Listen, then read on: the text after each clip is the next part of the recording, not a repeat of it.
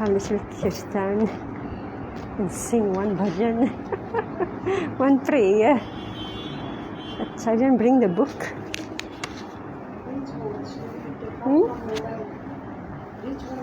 But I need also, no?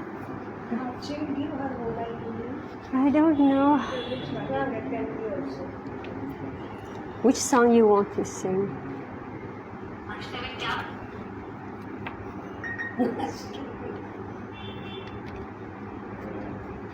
Jeev Jago, right? Jeev Jago. You was thinking, okay. I'm not good with this.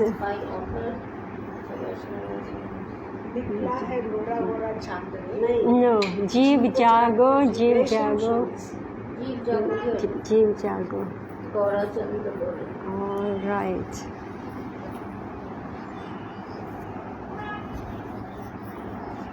Okay, it's just 5 shlokas. Okay, because we have to wake up. We have to wake up. So let's sing this song by Bhaktivinoda Thakur. Yeah. You found it? Jeev Jago? Jeev Jago. Jeev Jago, Jeev Jago, Gora Chand bole. Jeev Jago, Jeev Jago, Gora Chand bole. Kota nidraya पीछा चीरा कोले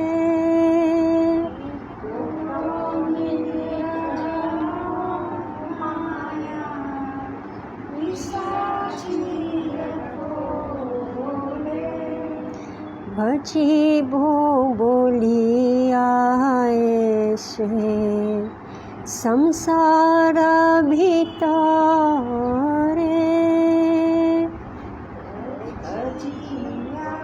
भजी भो बोलिया ऐसे संसार भीतरे भूलिया रोहिले तुमी अविद्यार भरे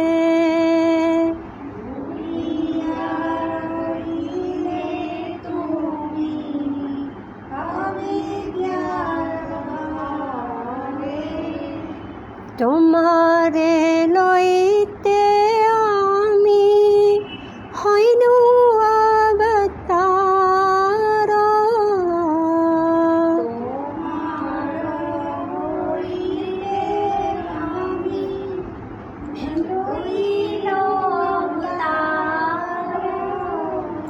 আমি বিনা বন্ধু আর কে আছে তোমারা আমি বিনা বন্ধু আর কে আছে তোমারা এনেছি অসধি মায়া নসিবার লাগি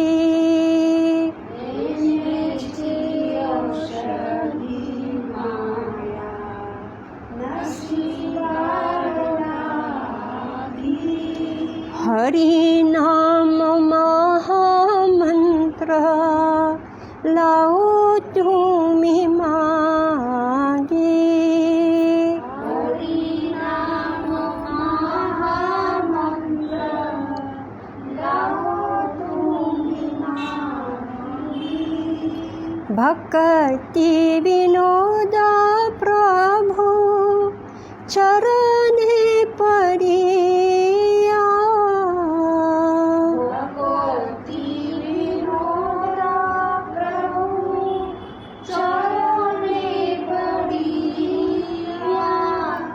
से हरि नाम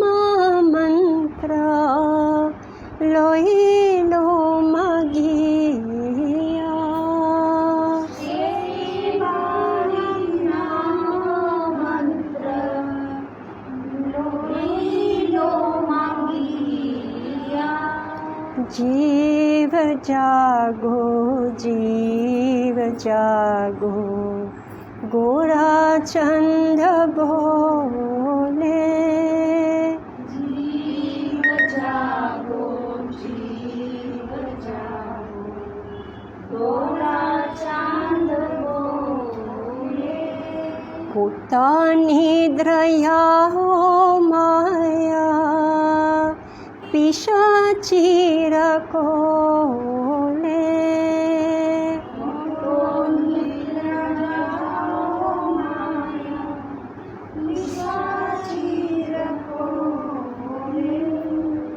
Read.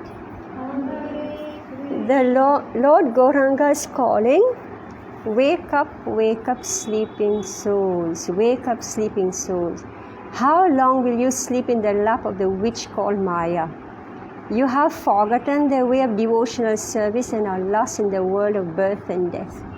I have descended just to save you. Other than myself, you have no friend in this world. I have brought the medicine that will wipe out the disease of illusion from which you are suffering.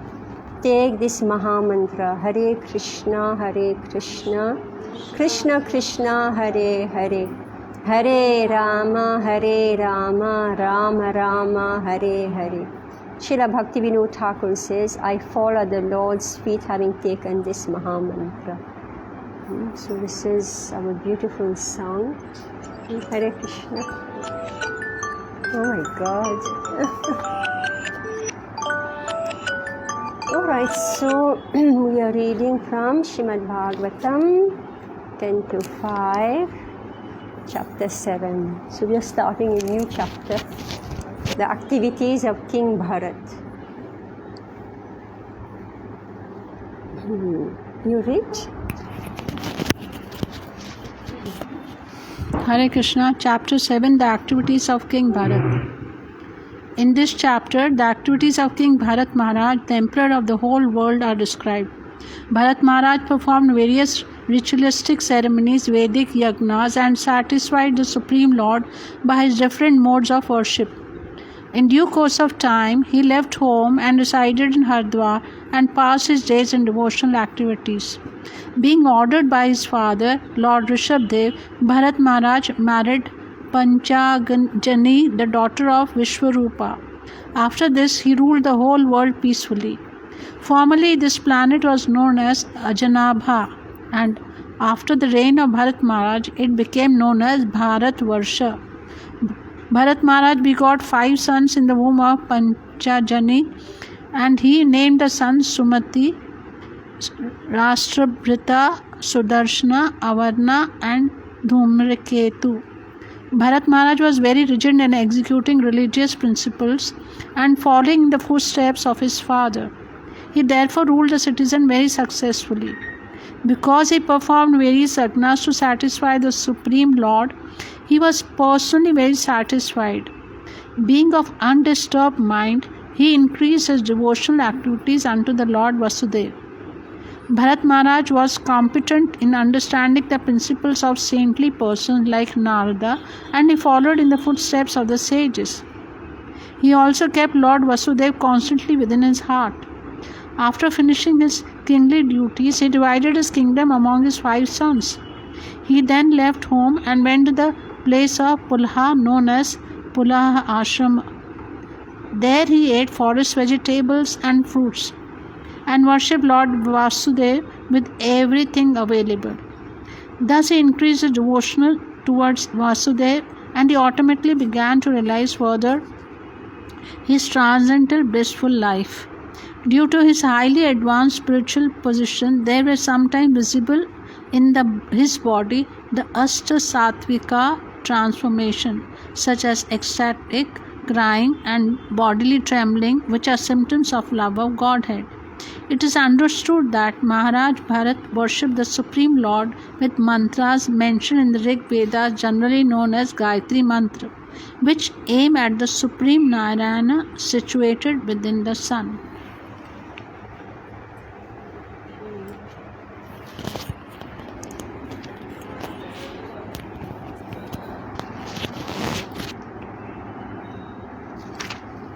So this is a new chapter. Together.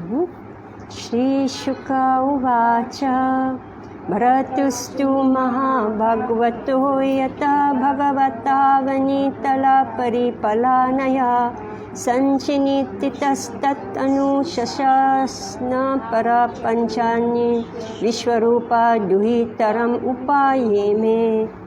Shukadev Goswami continued speaking to Maharaj Parikshit. My dear king, Bharat Maharaj was a topmost devotee. Following the orders of his father, who had already decided to install him on the throne, he began to rule the earth accordingly. When Bharat Maharaj ruled the entire globe, he followed the orders of his father and married Panchajani, the daughter of Vishwarup. Who's his father? Rishabdev, alright? So we remember who is Bharat Maharaj, right? What instruction did Rishabdev give to his sons? The last instruction to his sons.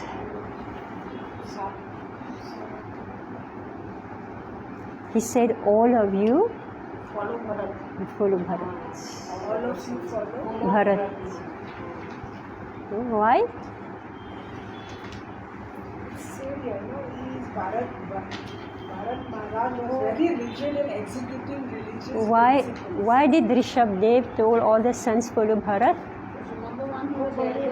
Because he was the eldest. Alright? He was the eldest, and he was going to be now the emperor. So he said, all you brothers, you follow Bharat. So this is the system.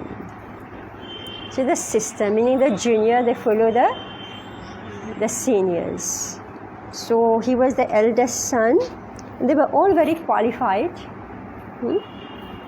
But Bharat Maharaj, so his father selected him as the most qualified among all the sons.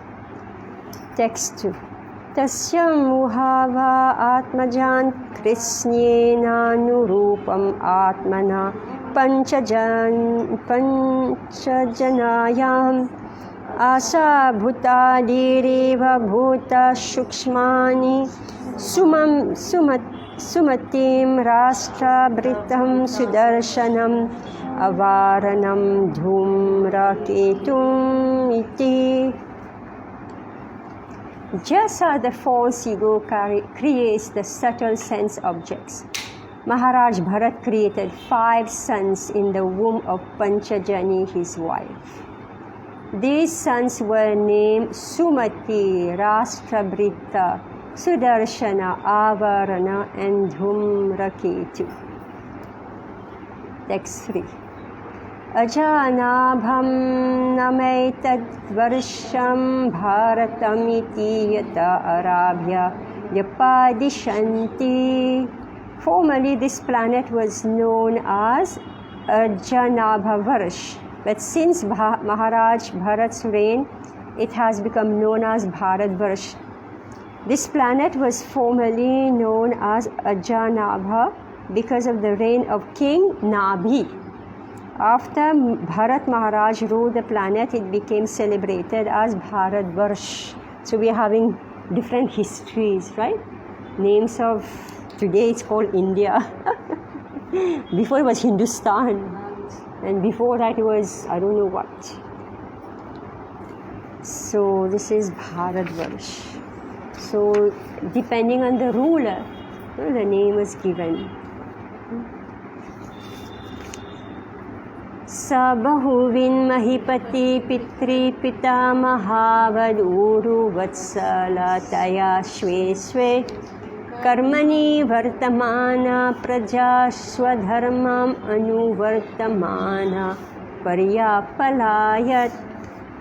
Maharaj Bharat was very learned. Was a very learned and experienced king on this earth. He perfectly ruled the citizens, being himself engaged in his own respective duties. Maharaj Bharat was as affectionate to the citizens as his father and grandfather had been. Keeping them engaged in their occupational duties, he ruled the earth. It is most important that the chief executive rule the citizens by keeping them fully engaged in their respective occupational duties. It is most important that the chief executive rule. Oh, something is wrong with the English. It is most important that the chief executive rule the citizen. Rule. I was reading it as a noun and not as a verb. Right? I was reading it as a noun and not a verb. My God, what a difference. It is most important that the chief executive rules. Right? Yes, something is wrong with the English here. Yeah, I should say rules, right? Rules that citizens by keeping them fully engaged in the respective occupational duties. Some of the citizens were Brahmanas, some were Kshatriyas, and some were Vaishyas and Shudras. It is the duty of the government to see that the citizens act according to these material divisions for their spiritual advancement. No one should remain unemployed or unoccupied in any way. One must work as a Brahmana, Kshatriya, Vaishya, or Shudra on the material path and on the spiritual path. Everyone should act as a brahmachari, grihastha, vanaprastha, or sannyasi. Although formerly the government was a monarchy, all the kings were very affectionate with the citizens, and they strictly kept them engaged in their respective duties. Therefore, society was very smoothly conducted. Anyway, now this is a lot about ruling a country, right, which doesn't exist at all. The only thing that we know is how can we go and capture a land and loot and whatever you want to do. So this is the method of, we say, Kali Yuga dacoits are ruling, right? So there is no question of Brahman, Kshatriya, Vaishya and Shudra, but anyway, Prabhupada throughout his Bhagavatam will keep telling us again and again and again that this is the method, this is the method. That's a country is ruled. I guess Prabhupada is doing his duty, right? He's an acharya, he's a sadhu, he is a scholar, he is a world leader, right? So he is doing his duty. So in the pages of Srimad Bhagavatam, he is making everybody aware of how a society is ruled, even though we are not even seeing in the slightest how this may happen. So, how is it supposed to be ruled? Number one, how is it supposed to be ruled? By keeping the citizens engaged in their occupational duties. Governance. Yes. Meaning that it is the duty of a government to see that everybody is employed, has some work. If you do not have some work, then we know it is idle mind, devil's workshop, right? And then again the divisions are Brahmanas, Kshatriyas, Vaishyas and Shudras. So everybody must be employed according to their material divisions. What for? For the spiritual essence. Yes. So it's not that everybody gets employment. That's not the goal of work, right? It is for their spiritual development. So a Brahmana has certain qualities, a Kshatriya has a certain quality, Vaishya or Shudra. So these are the material work. And then the spiritual path is Brahmachari, Grihastha, Vanaprastha and Sannyasi. And Prabhupada is saying, although formerly the government was a monarchy, all the kings were how? Affectionate. Alright? All the kings, so they were affectionate, meaning they saw that the citizens as their children and their dependents. Right?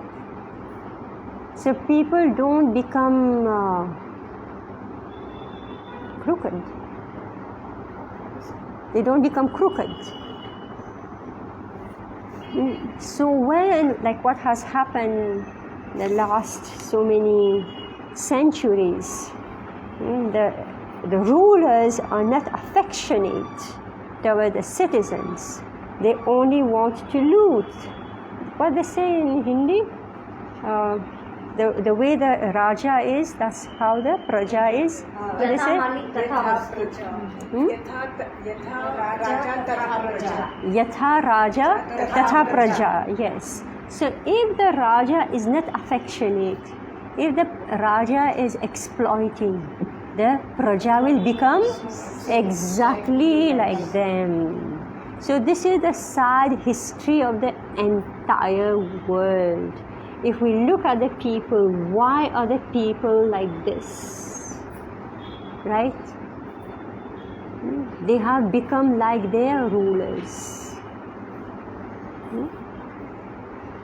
So, although formerly the government was a monarchy, all the kings were very affectionate towards the citizens, and they strictly kept them engaged in their respective duties. So strict, meaning that the king is affectionate, but he is strict. If there is no strictness, like we've just heard, Urmila ji is telling us how now in school you can't correct anybody, right? It's forbidden. I don't know whether parents are allowed to correct and discipline their children. Till 12 years. I'm just asking. And when at home, it's like, child rules. It is? A child rules. Child rules everywhere. Yeah, I'm just saying that at school it's a law, right? That's wrong. It's a law that you are not allowed to discipline or correct a child, right? Then next is coming now, I don't know whether it's already in India, but very soon is going to come that no parent will be allowed to discipline or correct the child. Right? Child's right. No parent will be allowed to. And say, why do parents send their children to school? I mean, all of your parents here. Why? To discipline, right? Because, Their parents send the children to school because they can be free for 4 hours, 6 hours at home. This is the period they don't want vacation. Teacher, buy vacation for 2 months, have classes, so then we can send the children. I heard somewhere, some country they are having only 4 days school, and parents are, what will they do with the kid for 3 days? Here also it's 5 days. 5.5, is it? 5.5? Saturday, half? Few schools have all, Half. few schools have half. Some schools have half day, yes, still. So here, how the ruler should be affectionate at the same time strict. If there is no strictness, the child become spoiled and the citizens become spoiled.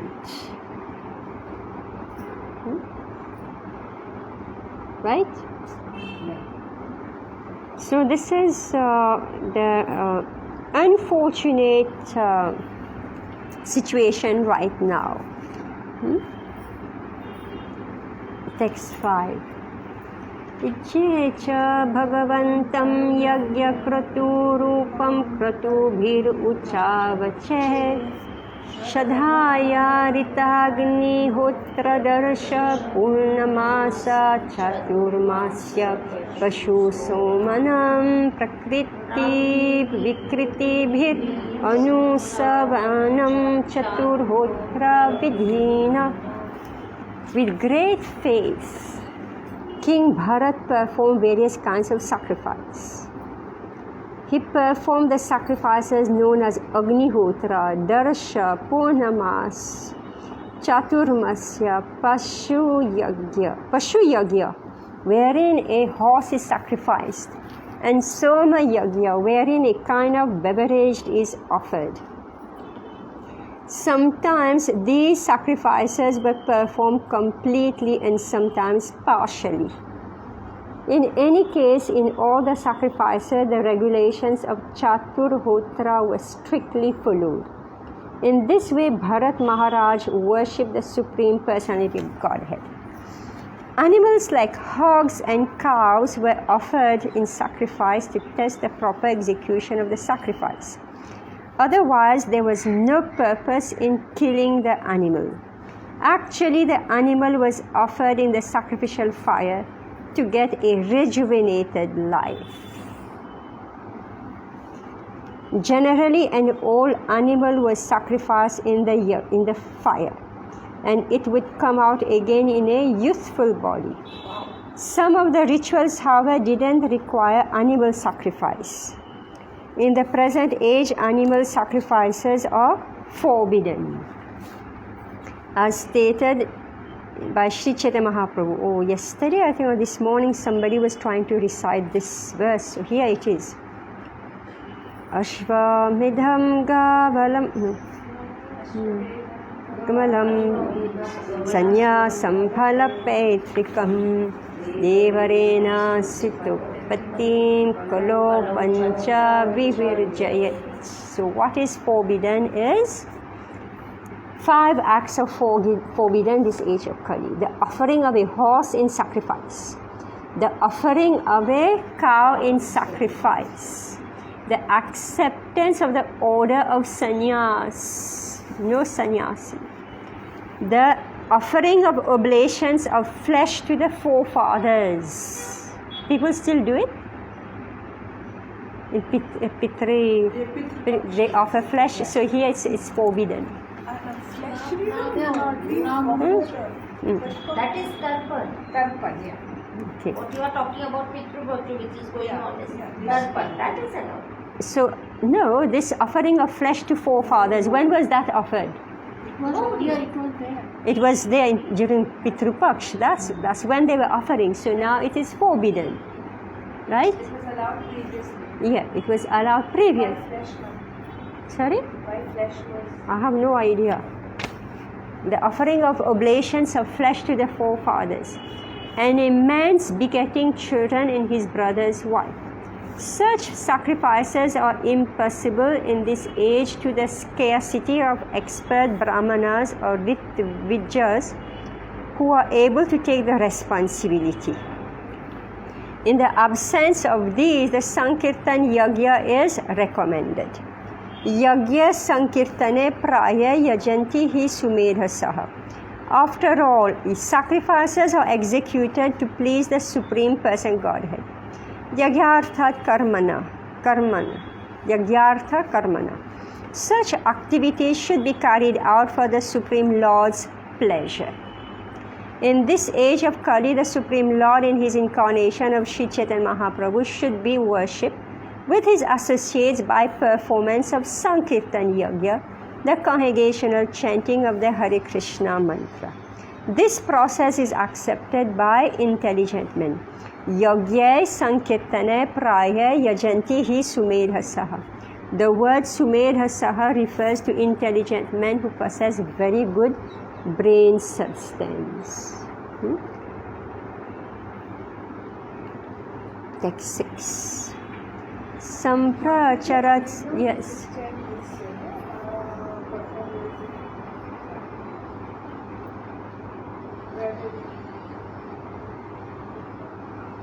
So, in all the sacrifices, the regulation of Chatur Hotra was strictly followed.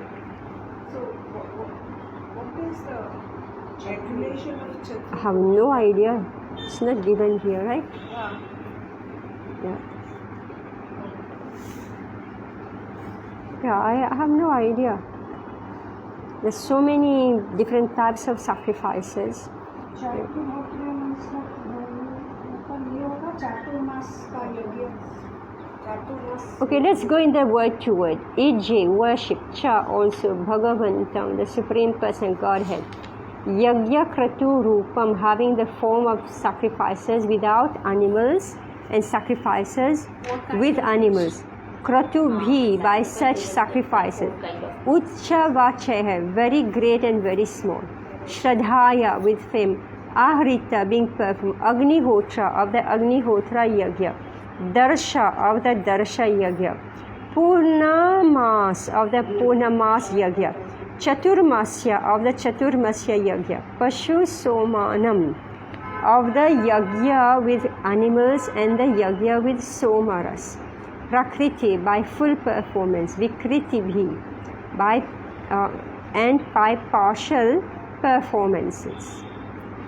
Anusavanam, almost always. Chatuhotra vidhi bhi, by the regulative principles of sacrifice directed by 4 kinds of priests. This is what it is. Text 6. Sampracharatsu nanayageshu virachitanga kriyeshva purvam yatad kriya phalam dharmakyam pare brahmani yagya purushe sarva devata linganam mantranam artha niyama kataya sakshat kartari para Devatayam Bhagavati Vasudeva Eva Bhavayamana Atmane Punya Mridita Kashayoha Vishwadharayupir Grihyamaneshu Sayajamano Yagya Bhajo Devam Stan Purusha Vayavesha Vabhyadhyayat. We are sounding exactly like Vedic hymns, right? Read.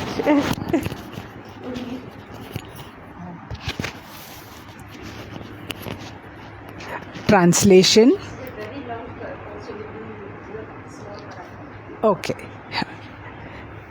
After performing the preliminaries of various sacrifices, Maharaj Bharat offered the results in the name of religion to the Supreme Personality of the Godhead, Vasudev. In other words, he performed all the yajnas for the satisfaction of Lord Vasudev. Krishna, Maharaj Bharata, thought that since the demigods were different parts of Vasudev's body, he controls those who are explained in the Vedic mantras. By thinking in this way, Maharaj Bharat was freed from all material contamination, such as attachment, lust, and greed. When the priests were about to offer the sacrificial ingredients into the fire, Maharaj Bharat expertly understood how the offering made to different demigods was simply an offering to different limbs of the Lord. For instance, Indra is the arm of the Supreme Personality of the Godhead, and Surya, the sun, is his eye. Thus, Maharaj Bharat considered that the oblations offered to different demigods were actually offered unto the limbs of Lord Vasudeva. I continue, Maharaj? Purport. The Supreme Personality of Godhead says that as long as one does not develop the pure devotional service of Sarvanam Kirtanam, hearing and chanting, one must carry out his prescribed duties. Since Bharat Maharaj was a great devotee, one may ask why he performed so many sacrifices that are actually meant for karmis. The fact is that he was simply following the orders of Vasudev. As Krishna says in Bhagavad Gita, Sarvadharman Parityajna Mama Ekam Mam Ekam Sharanam Vajra. Abandon all varieties of religion and surrender unto me. Bhagavad Gita 18.66. Whatever we do, we should constantly remember Vasudev. People are generally addicted to offering obeisance to various demigods. But Bharat Maharaj simply wanted to please Lord Vasudev. As stated in Bhagavad Gita, Bhoktaram Yagna Tapasam Sarvaloka Maheshwaram. Bhagavad Gita 5.29. A yagna may be carried out to satisfy a particular demigod, but when the yagna is offered to the yagna Purusha, Narayan, the demigods are satisfied. The purpose of performing different yagnas is to satisfy the Supreme Lord. One may perform them in the name of different demigods or directly. If we directly offer oblations to the Supreme Personality of Godhead, the demigods are automatically satisfied. If we water the root of a tree, the branches, twigs, fruits, and flowers are automatically satisfied. When one offers sacrifices to different demigods, one should remember that the demigods are simply parts of the body of the Supreme. If we worship the hand of a person, we intend to satisfy the person himself. If we massage a person's legs, we do not really serve the legs, but the person who possesses the legs. All the demigods are different parts of the Lord. And if we offer service to them, we actually serve the Lord Himself. Demigod worship is mentioned in Brahma Samhita, but actually the shlokas advocate worship of the Supreme Personality of Godhead, Govinda. For instance, worship of the goddess Durga is mentioned this way in Brahma Samhita. Shrishti Shishti Pralaya Sadhana Eka Chayeva Yesa Bhuvanani Vibrati Durga Chanurpam Apniyasya Chasisha Seha Govindam Adi Purusham Tamaham Bhajami. Following the orders of Sri Krishna, the goddess Durga creates, maintains and annihilates. Sri Krishna also confirms this statement in Bhagavad Gita. Madhyavakshena Prakriti Suvate Sacharva Sharan. This material nature is working under my direction, O son of Kunti, and it is producing all moving and unmoving beings. So it is clear, this section? Yes. Clear, right? You have studied sufficiently. Do you have any question on this? Is it clear to you? Yeah, kind of clear. Yeah. Bhagavad Gita 9.10. We should worship the demigods in that spirit because the goddess Durga satisfies Krishna. We should therefore offer respects to goddess Durga because Lord Shiva is nothing but Krishna's functional body. We should therefore offer respects to Lord Shiva. Similarly, we should offer respects to Brahma, Agni and Surya. There are many offerings to different demigods, and one should always remember that these offerings are usually meant to satisfy the Supreme Personality of Godhead.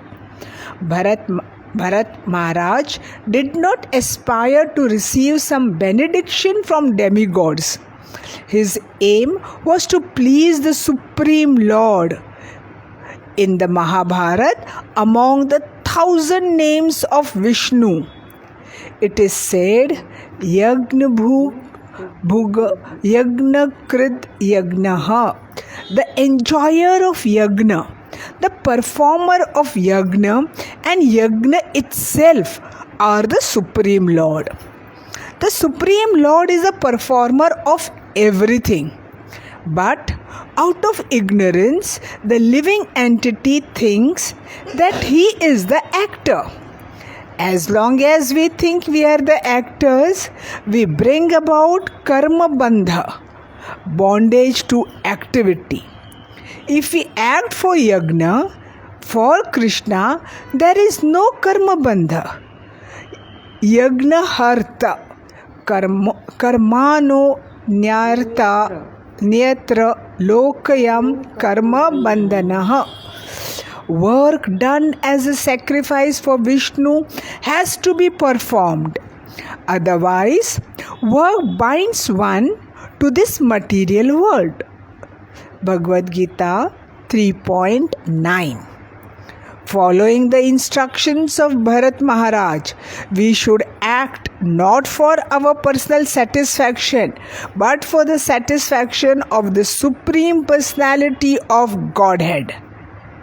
In Bhagavad Gita, it is also stated, Ashradhaya hutam datam tapastapam kratam chayat asad ichi uchyata partha nachatat pretyo no hiha. Sacrifices, austerities and charities performed without faith in the Supreme Personality of Godhead are non-permanent. Regardless of whatever rituals are performed, they are called asat, non-permanent. They are therefore useless both in this life and the next. Oh, so this Mataji means regardless of whatever rituals are performed, they are called asat, non-permanent.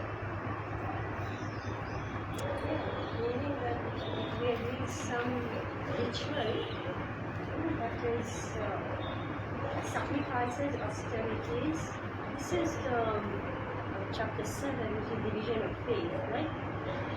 So sacrifices, austerities, charities, without faith in the Supreme Person Godhead are non-permanent. So whatever we may be doing.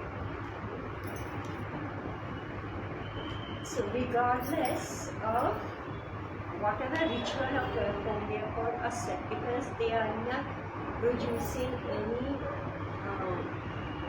result that is beneficial to the soul. Okay. So, like people fast yeah. for this reason, that reason, right? For name and fame, or maybe for some reason, but political reason. At the end of the day, what do you do? Right? Yeah. So therefore, it's asat. It's non-permanent. Maybe you get a temporary result Yeah. to achieve something, but then everything again falls through. But we fast during Ekadashi, no Mataji? This is permanent result. That we are fasting. Huh. Please Govinda with faith in Krishna. This is without faith in Krishna. Okay. Ashradhaya hutam gatam tapastaptam kritam chaya asad iti muchate partha nachatat pretya punyo iha. Sacrifices, austerities and Charities performed without faith. Ashradha. Oh, Shraddha. Okay. Without faith in the Supreme Personality. or non-permanent. Permanent. Non-permanent. Asat. Monthly, Okay. when you're saying non-permanent means it doesn't add to our piety. Like when we do it for Krishna, we know that wherever we stop here, it continues in the next life. So you mean to say for these kinds of things that we do, it is non-permanent means it is for a moment, momentary, and it's gone off. It is not credited to our balance sheet. Spiritual account, because so many sacrifices we do here that carries forward, right, in the next life, Right. Yeah. right? So this is not going to get carried forward. This is like if we are doing without the objective to please Krishna, then these sacrifices are simply temporary. Everybody knows this. I always give the example of all these girls who fall in love with a boy. Then they go, they do this sacrifice, that puja, and then after 6 months they say, why didn't I marry him? Right? Yeah. They did everything they did, right? Yeah. They were so hell-bent, I have to marry this boy, I will do this fasting, I will go give charity here, they even to tell me they get married to some Tanya and I don't know what tree they Oh, get married. Mangali. I have no idea all the stuff, that they told me they did, to get married with that boys today, they were like cats and dogs and diamonds. Non-permanent. In a way, it's like material. Yeah, so Materialistic, and that is under Ekadashi or spiritually and also. Ashadhaya Hutam Dattam Tapas Taptam Kritam Chayat. These girls did vrat, did so many things they did. They told me, that's why I know. Right? But see, some girls, some pious girls, they do approach Krishna with some motivation. Right? They do also, they keep vrat, they do this, but they are trying to satisfy Krishna. You will see that these people, these girls, they get married properly.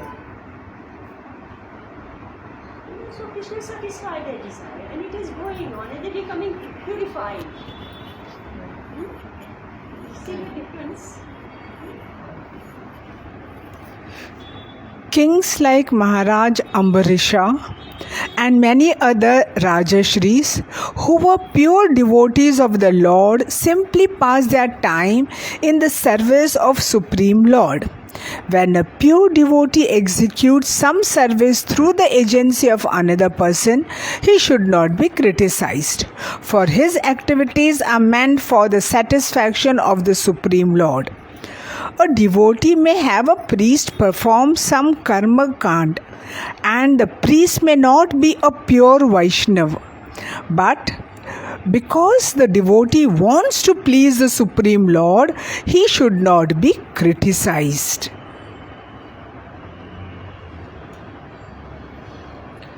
Okay, yeah, now. So, what does this mean, Mataji? Alright, so now kings like Maharaj Ambarish and many other Rajarshi who were pure devotees of the Lord simply passed their time in the service of the Supreme Lord. When a pure devotee executes some service through the agency of another person, he should not be criticized, for his activities are meant for the satisfaction of the Supreme Lord. A devotee may have a priest perform some karma kand, and the priest may not be a pure Vaishnava. But because the devotee wants to please the Supreme Lord, he should not be criticized. The word apurva is very significant. The resultant actions of karma are called apurva. When we act piously or impiously, immediate results do not ensure. We therefore wait for the result, which are called apurva. The results are manifest in the future. Even the smarter accept this apurva. Pure devotees simply act for the pleasure of the Supreme Person Godhead. Therefore, the results of their activities are spiritual or permanent. They are not like those of the karmis, which are non-permanent. This is confirmed in Bhagavad Gita 4.23. Gata sangasya muktasya jnanavasthita chetasaha Yagyaya charata karma samagram praviliyate. The work of a man who is unattached to the modes of material nature and who is fully situated in transcendental knowledge merges entirely into transcendence. A devotee is always free from material contamination. He is fully situated in knowledge, and therefore his sacrifices are intended for the satisfaction of the Supreme Personality of Godhead.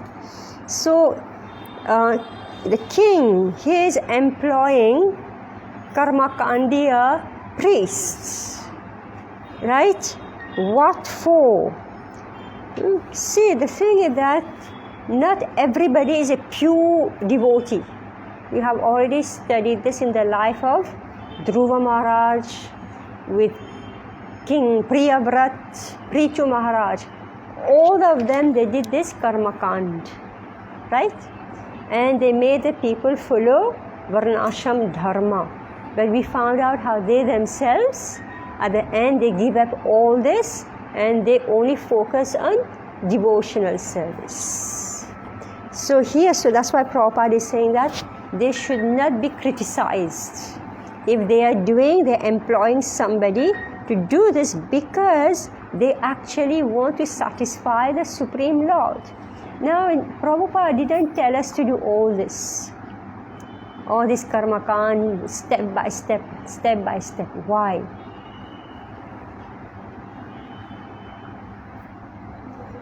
Because we do not have proper priests in today's time to perform these karmakand. We do not have that much time, Ayu. We do not have age, time, memory, good intelligence, good brahmanas. So he has given us the essence, that just chanting. Yes. Life is very short. Lifespan is very short, right? After 40 years, everything starts breaking with you, right? You have to fast for so many days, right? I don't know how many days fasting they are doing. So much austerities they have to do, you can even imagine it, right? If you want to go to Vrindavan, you have to walk from Bombay to Vrindavan. Are you ready to do it? All right, this is what we are talking about. Mahaprabhu did. He walked from Jagannath Puri to Vrindavan. That was the pilgrimage. Right, in South India, all the temples were up there on the hills. Right, you have to walk. This is your tapasya, and you have to fast. You have to be celibate. Right? So many things. So people are not able to do it. So a pure devotee may have a priest perform some karmakand, and the priest may not be a pure Vaishnava. But because the devotee, what is it?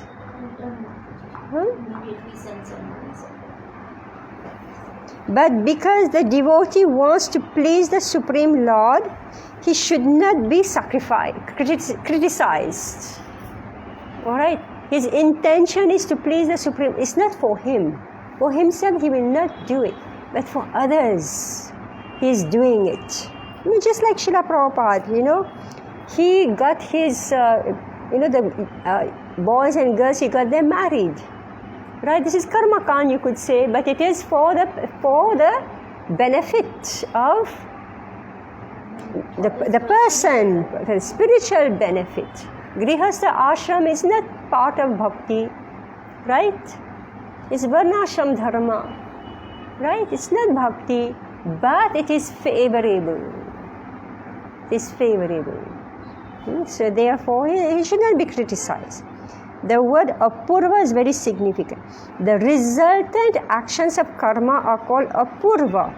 When we act piously or impiously, immediate results do not ensue.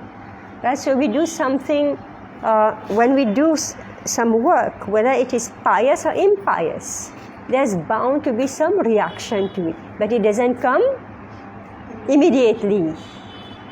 So here Prabhupada is saying that even the Karmakandiya people, they know this. We therefore wait for the result which are called apurva. The results are manifest in the future. Even the smartas accept this apurva. Pure devotees simply act for the pleasure of the Supreme Person Godhead. Therefore, the results of the activities are spiritual or permanent. So, karmis are getting results of their work, and devotees are also getting the result of their work. But one will be material benefit and the other one will be spiritual benefit. How does one know that X is getting material and Y is getting spiritual? Oh, so what is the difference between material symptoms and spiritual symptoms? Janma, Aishwarya, Shruta, Shribir. High birth. Janma, Aishwarya, opulence, wealth. Janma, Shruta, very highly learned, good education, and Shribir, beauty. These are the 4 assets in this material world. So you find they have all this, but they have no bhakti for Krishna. So Kunti Devi says, Akinchana Gochara. Who is the property of Krishna? Who is Akinchana Gochara? Means somebody who has none of these. All materialistic people, they are hankering for these 4. Janma, Aishwarya, Shruta, Shribir. The entire life is for this. But the devotees, who's Akinchana Gochara, who doesn't have all, they don't care. It isn't that they don't get. Maharaj Ambarish got all 4. But he doesn't care. He's not attached to all this.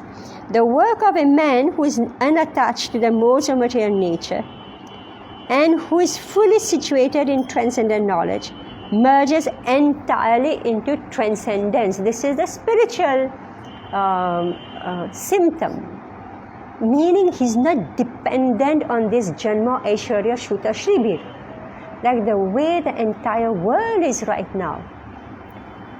Everybody, they are being trained, they are being taught. You should run after these.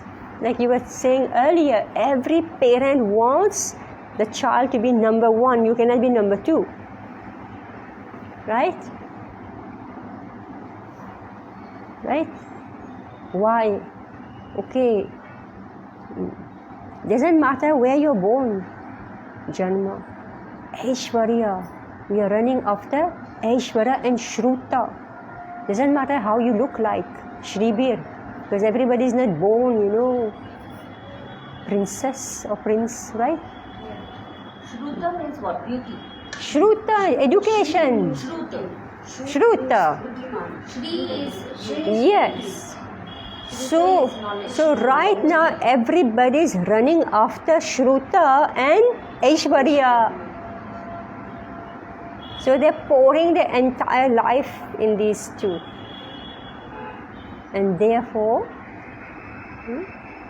and they do it impiously. Previously it was being done piously. Now it's being done impiously.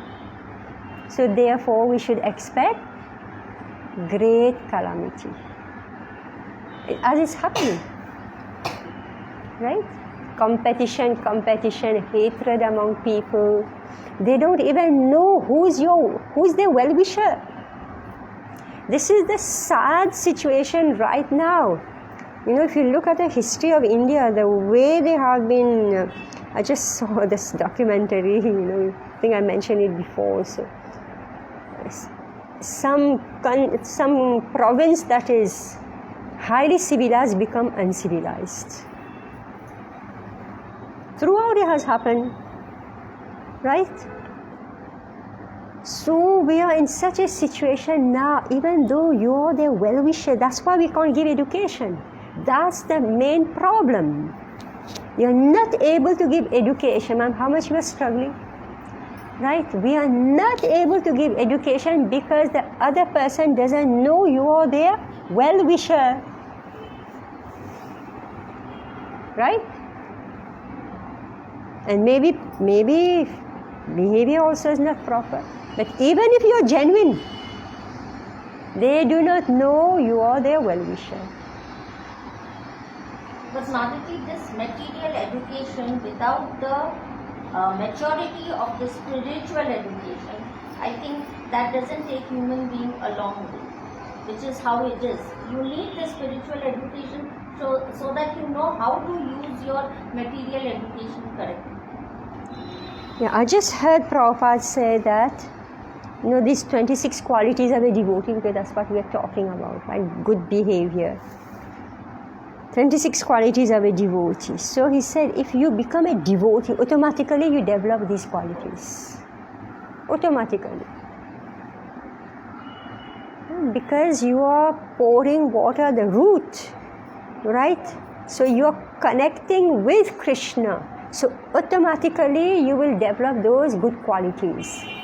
But now, because the situation is so bad that, it's really, really bad. People do not know who's your well-wisher.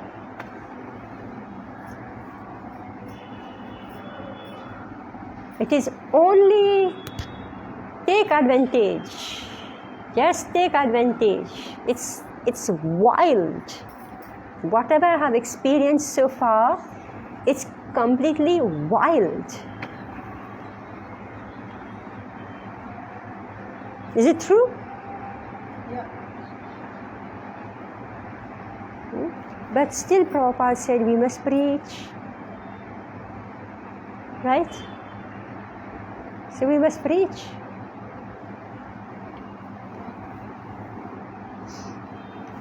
Okay, text 7. Evam karma vishuddhya vishuddha sattvasyanta hridaya kasha sharire brahmani bhagavati vasudeve mahapurusha rupopalakshane shri vatsa kastubhavana malaridhara gadadibhir upalakshite Nija Purusharillikhitenatmani Purusharupena Virochamana Ucheshtaram Bhaktir Anudinam Edhamana Rarya Jayata. In this way, being purified by ritualistic sacrifices, the heart of Maharaj Bharat was completely uncontaminated. His devotional service unto Vasudeva, Lord Krishna, increased day by day, day after day. Lord Krishna, the son of Vasudeva, is the original person Godhead, manifest as the super soul Paramatma, as well as the impersonal Brahman. Yogis meditate upon the localized Paramatma, situated in the heart. Jnanis worship the impersonal Brahman, are the supreme absolute truth, and devotees worship Vasudeva, the supreme personality Godhead, whose transcendental body is described in the Shastra. His body is decorated with the Srivatsa, the Kaustuba jewel, and a flower garland, and his hands hold a conch shell, disc, club, and lotus flower. Devotees like Narada always think of him within their hearts. Like Vasudeva or Shri Krishna, the son of Vasudeva, is the supreme person Godhead. He is manifest within the hearts of yogis in his Paramatma feature, and he is worshipped as impersonal Brahman by Jnanis. The Paramatma feature is described in the Shastra as having 4 hands, holding disc, conch shell, lotus flower, and club, as confirmed in the Srimad Bhagavatam. Kechid swadehantarariddhaya yavakashe pradashe matram purusham vasantam chaturbhujam kunjarathanga shankha gadadharam dharanaya smaranti. Paramatma is situated in the hearts of all living beings. He has 4 hands which hold 4 symbolic weapons. All devotees who think of the Paramatma within their heart worship the Supreme Person Godhead as the temple deity. They also understand the impersonal features of the Lord and His bodily rays, the Brahman effulgence. I think we should stop here. Okay, let's read this last. Evam varashayuta sahasra paryanta vasita karma nirvana vasaro jibhyujamanam swatanayebhyo riktam pitri paitamaham yatha dayam vibhajya have destiny. So destiny fixed the time for Maharaj Bharat's enjoyment of material opulence, alright, Aishwarya, alright, at 1,000 times 10,000 years. When that period was finished, he retired from family life and divided the wealth he had received from his forefathers among his sons.